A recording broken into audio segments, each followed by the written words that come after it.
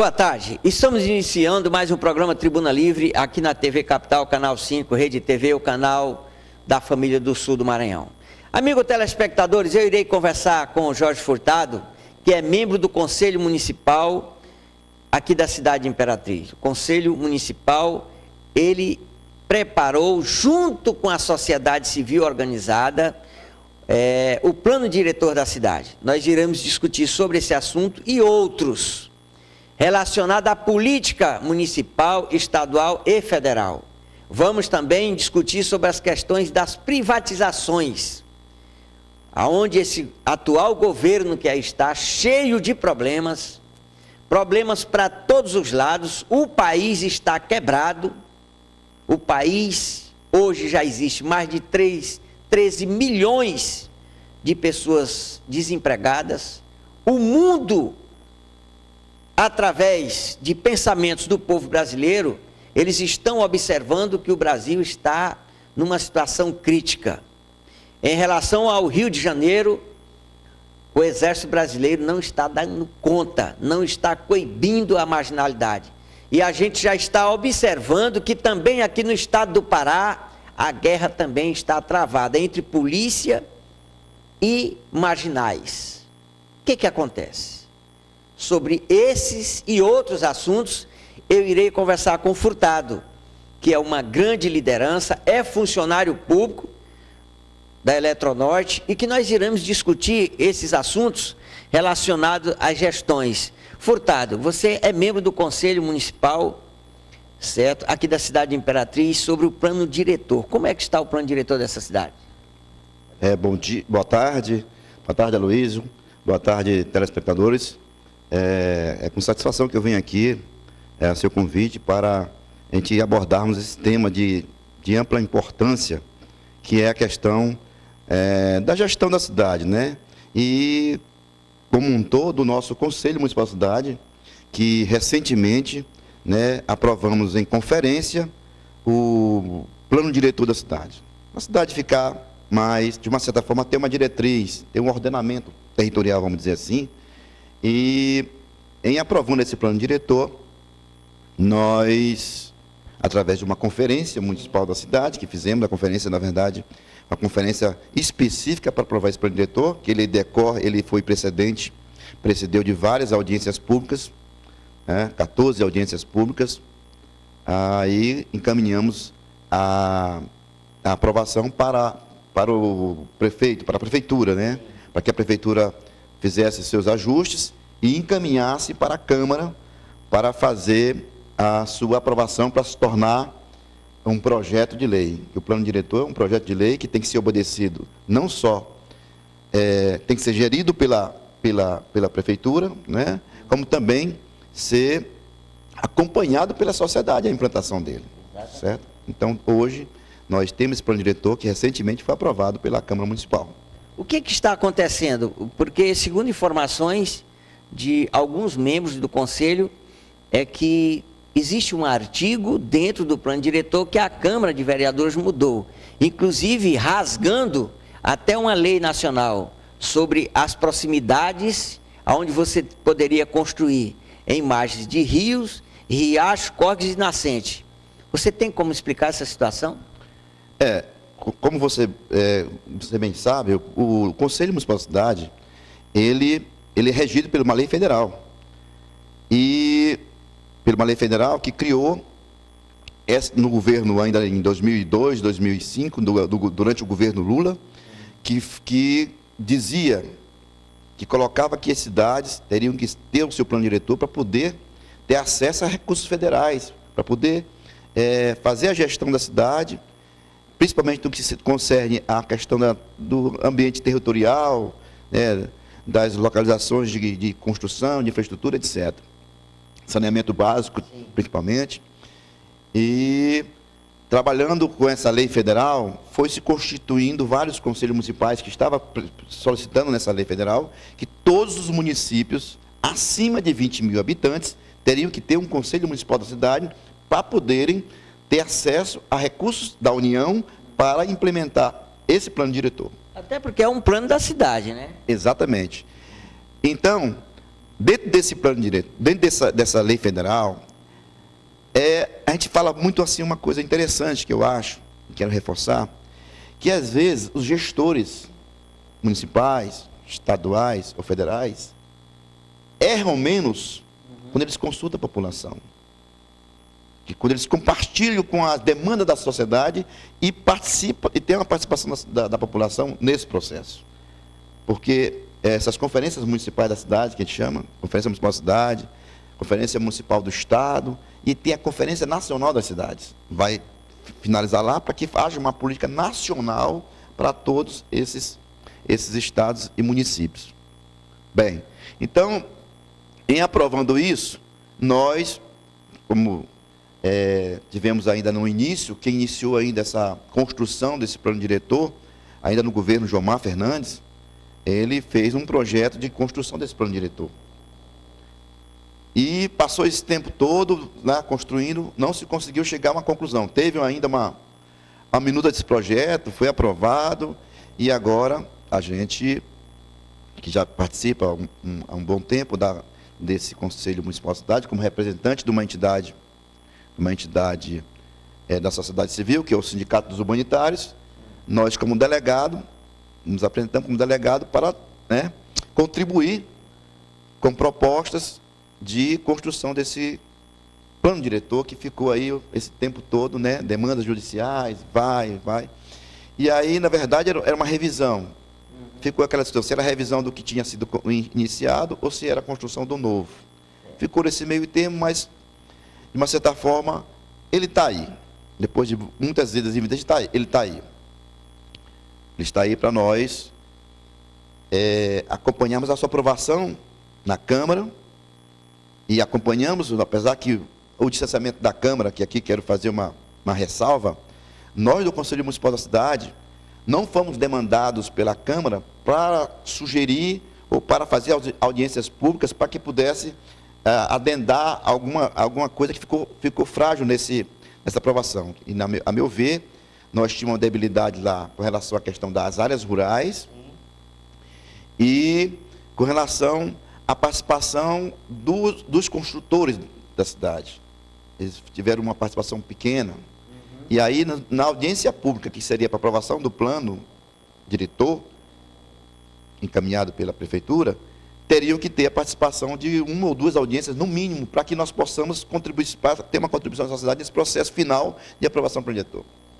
Bom, deu entrada na Câmara, esse plano diretor, e foi feito assim, de uma forma, a meu ver, com todo respeito aos parlamentares mirins, um pouco assodada a aprovação desse projeto. Que é um projeto de lei que ele vai vigorar, a partir de aprovado, nos próximos 10 anos. E a revisão dele, se não me falha a memória, é daqui a 5 anos. Tá, enfim, houve um aspecto lá que nós fizemos esse plano diretor baseado em alguns outros planos diretores, onde cidades mais ou menos parecidas com a Imperatriz. E com audiências, junto à comunidade. Isso, e adequamos a nossa realidade. Nós temos aqui o glamouroso, vamos dizer assim, o Rio Tocantins. Um aspecto da lei lá, que ela dizia a distância da margem do rio, que estava colocado, os vereadores diminuíram muito a distância para a construção, para edificações do rio. Certo? Me parece que em torno de 30 metros, de 300 metros para 30 metros. O que estava colocado no projeto, que colocamos no projeto, no plano diretor, foi uma distância, me parece, não falei memória, 500 metros da margem do rio para haver construções. Nós poderíamos fazer uma adequação, discutindo com a Câmara, um tamanho, eu acredito que até um pouco menor do que isso, mas não o que ficou. E o que ficou muito próximo, ou seja, daqui a pouco nós vamos ter várias edificações na margem do Rio Tocantins, que vai prejudicar, inclusive, o nosso rio, que já está com problemas de secas, de falta de chuvas, e com várias construções, e dejetos, e esgoto, e etc. Dessas edificações que são colocadas diretamente no rio, prejudica ainda mais o nosso Rio Tocantins. Inclusive, foi proposto para que, caso viesse a diminuir, que poderia diminuir na média de 150 metros. Mas sobre esse assunto e outros, nós iremos conversar logo após o intervalo comercial. Escola Coelho Neto, Educação Infantil, Ensino Fundamental e Médio, com curso de inglês incluso em todas as séries. Em parceria com o Projeto Uno Internacional, oferecemos certificação TOEFL para nossos alunos de 5º, 9º e 3º ano médio. Nivelamento em português e matemática, oficina de redatores e leitores, simulado do Enem e coach internacional. Laboratório de Química, Biologia, Informática e modernas bibliotecas. Escola Coelho Neto, Rua Paraíba 1518, fone 3524-8463. Ok, estamos de volta com o programa Tribuna Livre. Amigo telespectadores, se você quiser entrar em contato com o nosso programa, é só ligar no 9104-5285. Esse aí é o nosso WhatsApp. Entre em contato conosco e nós iremos discutir as questões relacionadas aos problemas que existem em Imperatriz e na região. Você aí do Tocantins, você aqui do Pará, pode entrar em contato conosco no 9104-5285. Furtado, o que a gente tem observado é que a Câmara de Vereadores, ela se distanciou em relação a participar das audiências junto à área urbana e à área rural de Imperatriz. Por eles não ter participado dessas audiências, eles não têm conhecimento nenhum. Para mim, eu acredito que eles fizeram um erro muito grande, que também quero acreditar que o prefeito não irá sancionar o que eles aprovaram. Mas que providências o Conselho irá tomar diante dessa situação? Eu acredito que como houve uma aprovação muito rápida dessa distância... Inclusive sem a participação do Conselho. Sem a participação do Conselho. O Conselho não foi convidado para participar desse debate, essa audiência pública lá. O Conselho, que construiu o plano diretor, não foi convidado. E pela Câmara. Conversando com alguns... Na verdade, essa participação dos vereadores foi muito pouca nas audiências públicas, certo? Eu participei de várias audiências públicas e algumas percebi a presença de poucos vereadores. Poucos não, para dizer, conta no dedo. Um ou dois vereadores participaram dessas audiências. De uma audiência? De uma audiência pública, de uma audiência. Mas, enfim, é dizer que acredito que o prefeito, né, e o seu secretariado, o pessoal da área, né, relacionado à área, que é a área de Secretaria de Planejamento Urbano e o Secretaria de Meio Ambiente, né, deve estar olhando essa questão e talvez apresentar um veto, certo? Ou apresentar um veto, ou diminuir, ou aumentar um pouco mais essa distância, para encaminhar para a Câmara. Nós estamos ali no Conselho Municipal da cidade atentos, né, para o que está acontecendo e gostaríamos de apresentar nossa contribuição, por conta de que nós, ali no Conselho Municipal da cidade, nós representamos parcelas da sociedade ali nesse Conselho, né? Inclusive, eu quero esclarecer para a sociedade Imperatriz, amigo telespectadores do programa Tribuna Livre, aqui da TV Capital, Canal 5, Rede TV. O plano diretor da cidade é um planejamento para que a gente possa fazer de uma cidade que as pessoas tenham qualidade de vida. Os resultados de gestões que por aí passaram, que não houve esse plano diretor, está aí a resposta. Está aí as respostas. Quem mora nas margens de rios, riachos, córregos e nascentes, Imperatriz está aí. Muitas pessoas estão saindo de suas residências, dizendo que a natureza está afetando eles. Não, muito pelo contrário, vocês foi que ocuparam a área que era da natureza. E eles estão dizendo não para os senhores. Os nossos vereadores deveriam ter esse entendimento. Não analisaram, não acompanharam a elaboração do plano diretor, não acompanharam as audiências públicas que foram tanto na área urbana como na área rural. Aí, de repente, sem convidar o plano diretor, que eu faço parte, o Furtado, e são 38 conselheiros, não é isso? 32 conselheiros, vocês não convidaram para que fosse participar da aprovação ou não. Agora, o que nós estamos sabendo é que alguns vereadores são eles que mais prejudicam o sistema de desmatamento aqui da nossa região, inclusive vendendo propriedades, que tem áreas que já foram embargadas aqui nas margens do rio Tocantins. Então são investidores, são empreendedores e são vereadores que jamais irá votar, certo? Numa lei que é para evitar o pior. Vocês precisam entender em que a questão do meio ambiente, ela tem que ser preservada, não é apenas em discurso, é na prática. O plano diretor é um documento que dá o direito e o dever do poder público municipal e na esfera federal e na estadual e dizer, agora nós temos um plano, um planejamento para a nossa cidade.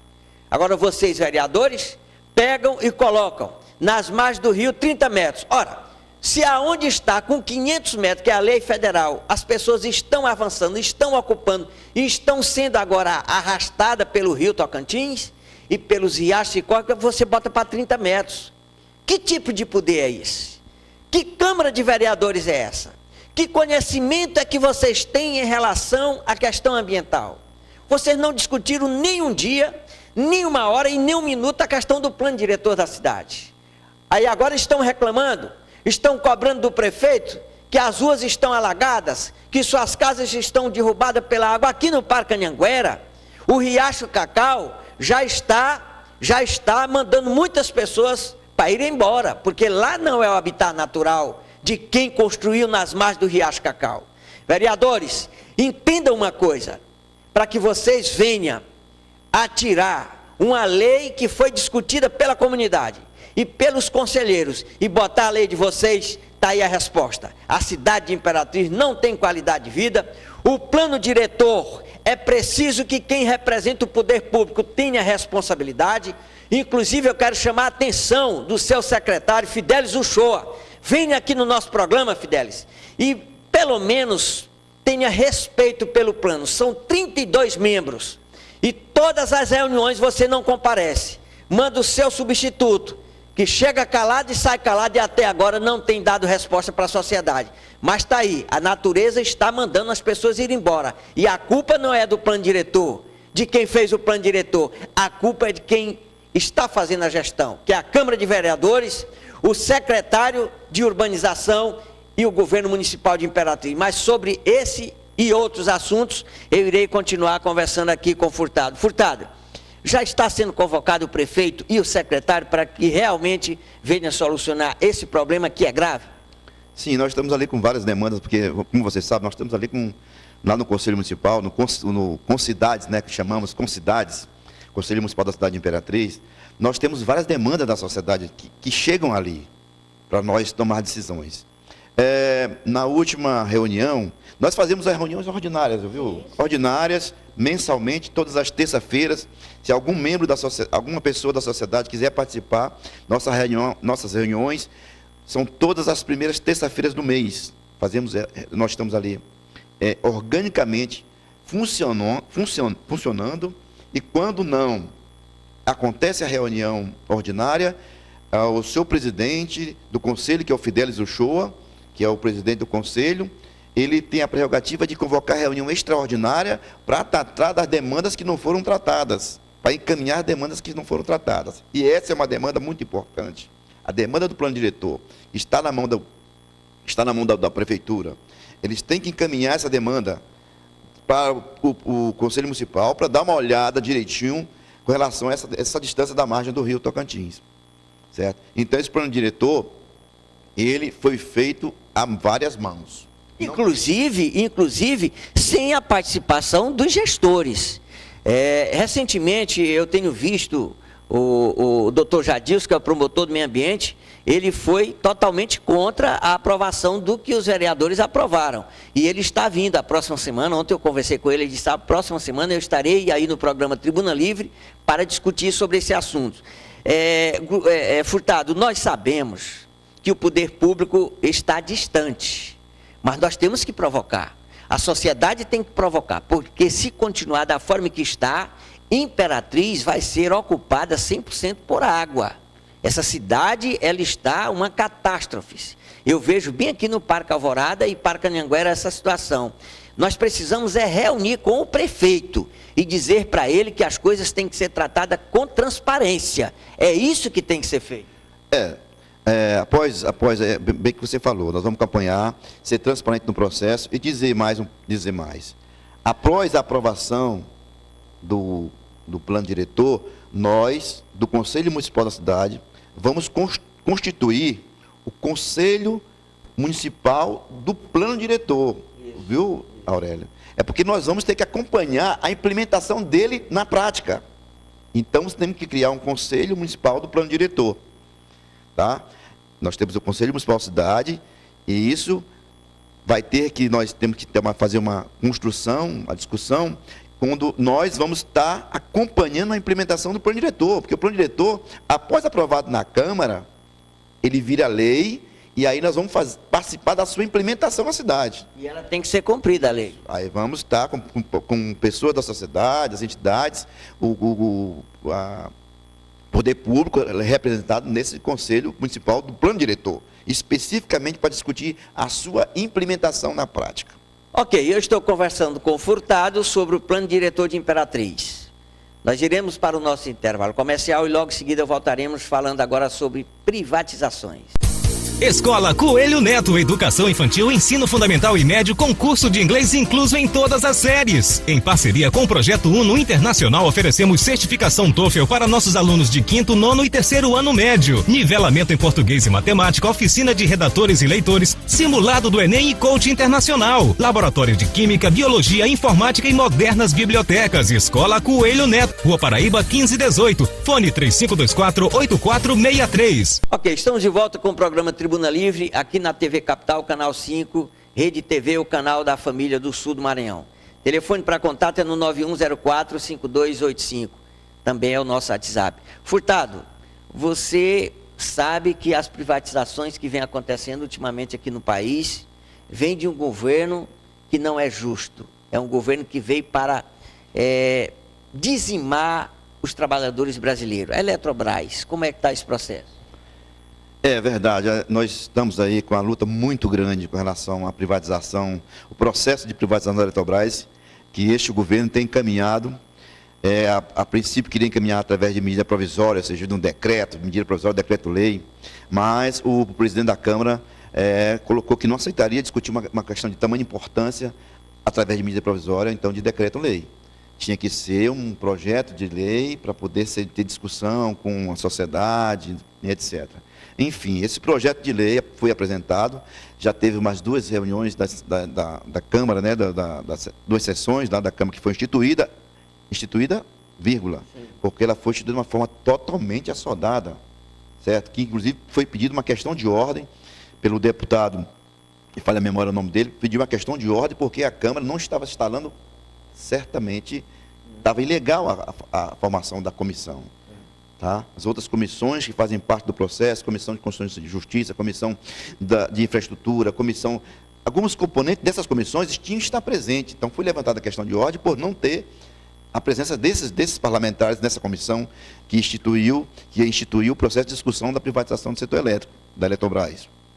Enfim, nós, né, urbanitários, né, as eletricitárias do país, mobilizamos, criamos várias frentes de parlamentares contra esse projeto de desmonte do setor elétrico nacional, que tem muitas coisas colocadas aí, principalmente a questão da soberania nacional, a questão da segurança energética, a questão do controle de um sistema complexo como esse, um dos mais complexos do mundo, o sistema energético brasileiro, sistema interligado, e é um sistema robusto. Agora, não pode fazer o que o governo está pretendendo fazer com uma empresa do porte, a maior empresa da América Latina. A Eletrobras tem uma geração de quase 1/3 das linhas de transmissão do país. Ela interliga esse país todo. Então, você vê a questão, quando estava, há tempos atrás, esteve na mão de um determinado governo, o governo Fernando Henrique Cardoso, e que teve aquela questão do apagão, falta de investimento, etc. Tal, né? Enfim, 2001. Mas os últimos 15 anos, nesses últimos 13 anos, vamos dizer assim, certo? Houve um investimento muito forte no setor elétrico nacional. Investimento muito forte. durante o governo Lula e o governo Dilma, houve um investimento muito abrangente com relação à nossa interligação. Inclusive, nós tínhamos sistemas isolados, lá naquela região do Amazonas, Rondônia, Roraima, aquela região mais norte, eram sistemas isolados, não estavam interligados ao sistema nacional. Nós levamos energia para Manaus, energia da Hidrelétrica do Curuí para Manaus. O que a atual gestão, esse governo federal, alega em querer privatizar? Na verdade, é só o interesse do capital rentista, né? O capital rentista quer ter o controle, além de ter o controle da nossa saúde, quer ter o controle também da questão energética. O capital privado está aí. Os chineses estão chegando. Uma empresa estatal chinesa, nas maiores estatais chinesas, está chegando ao Brasil para comprar o sistema elétrico nacional. Então, mas nós sabemos que não é só o capital chinês. A gente sabe que o norte-americano, eles trabalham todas essas bases nos bastidores, eles usam alguém como apenas um fantoche. E eles vêm para tentar fazer tudo isso. A gente observa em alguns países que têm potencialidade, eles estão tentando destruir. Inclusive está surgindo guerras no Iraque, na Síria, na Líbia, você está entendendo? E aqui na Venezuela, eles estão querendo botar a mão no que existe mais precioso, que é o petróleo. E eles sabem que a potencialidade aqui no nosso Brasil é muito grande. Na maior bacia de água doce do mundo, a maior reserva coberta do mundo, a maior jazida de ouro e todo tipo de mineral. Então, o que acontece? Os americanos, eles ficam no bastidor e eles são tão pesados que eles não dizem que são eles. Recentemente, eu estive lá em Alcântara e conversei com alguns quilombolas que lá é uma área de quilombolas, são 12 mil hectares, que esse atual governo agora está entregando a base de Alcântara para os americanos fazer treinamentos, os militares, e que nós não temos acesso como militares brasileiros. Então, tudo isso é criado em cima de uma bancada ruralista. Hoje, a bancada ruralista no Congresso supera 200 deputados federais. Tem como impedir radicalmente para que isso não aconteça, essa privatização? Tem. A participação da sociedade é importante nesse processo. Nós temos, com seus representantes, que são os parlamentares federais e os senadores, nós criamos uma frente de 200 parlamentares da Câmara Federal e uma frente no Senado, tá? Com os senadores. E esses senadores, inclusive, na bancada federal, tivemos, inclusive, na nossa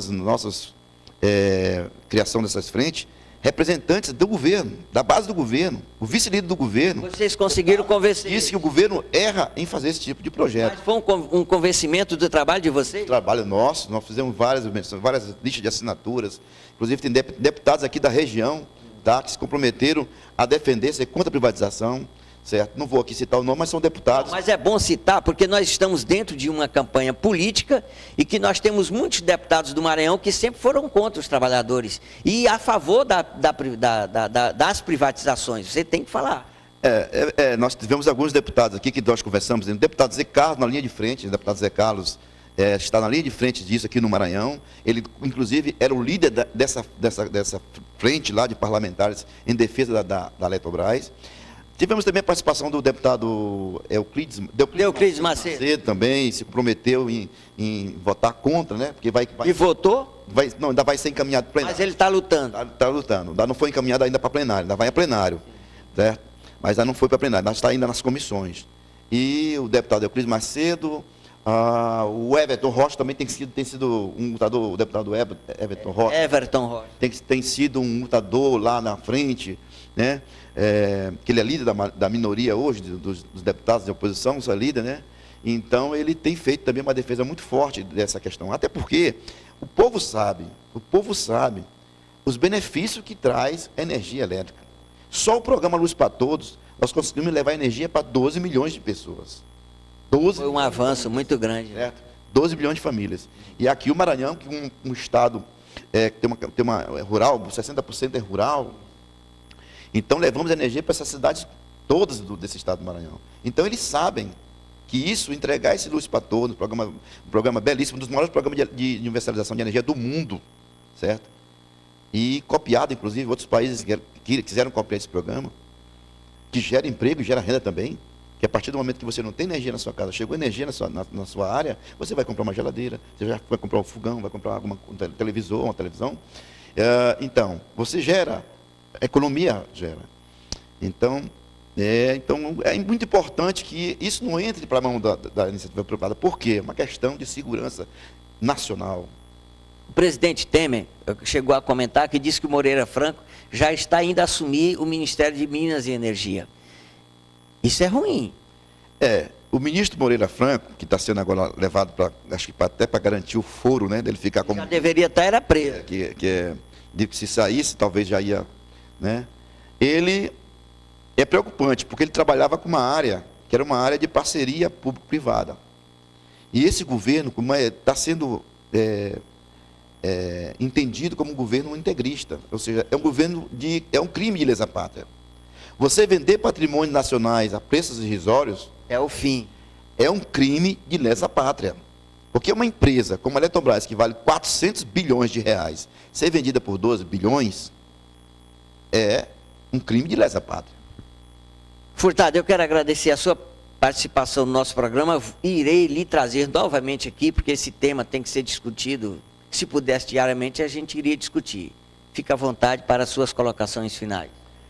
Eu agradeço a participação nesse programa, você conversando com um representante da sociedade civil, programa interessante, e estou à disposição para a gente trazer mais informações a respeito dos nossos movimentos dos trabalhadores, que eu também, como vocês sabem, sou diretor dos sindicatos urbanitários, e agora, segunda-feira, né, aproveitar, dizer para a sociedade, dizer que nós temos campanha salarial, né, database, e também estaremos fazendo uma greve nacional dos elicitários, tá? Porque nós estamos fazendo a campanha e os governos não querem atender às nossas reivindicações, além dessa luta contra a privatização do setor elétrico. Muito obrigado. Ok, eu conversei com o Furtado, ele é membro de um sindicato, e ele deixou bem claro que a privatização não é bom para a sociedade. Estamos encerrando por aqui, estaremos de volta amanhã, se Deus quiser. Tchau.